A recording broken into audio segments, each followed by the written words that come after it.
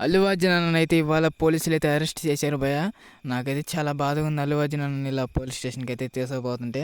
చెంచులగూడ జైలుకైతే తీసుకెళ్లారు భయ్య అల్లు అర్జున్ అన్నని. అలా జైలుకి తీసుకెళ్ళంగానే ఎమ్మటనే అల్లు అర్జున్ అన్న ఫ్యాన్స్ అయితే ఫుల్ ఫైర్ అయిపోయి సోషల్ మీడియా మొత్తం ఊటికెత్తిపోయింది భయ్య. అల్లు అర్జున్ అన్నని ఎందుకంటే పోలీసులంటే అరెస్ట్ చేసింది డిసెంబర్ 5న 'పుష్ప 2' మూవీ రిలీజ్ అవ్వటం వల్ల ఆ ప్రీమియర్ షోలప్పుడు ఇద్దరైతే గాయపడ్డారు. ఒకళ్ళైతే చనిపోయారు. వాటి వల్ల కేసు ఫైల్ అయ్యి వాళ్ళైతే పోలీసులైతే తీసుకెళ్లారు అల్లు అర్జున్ అన్నని.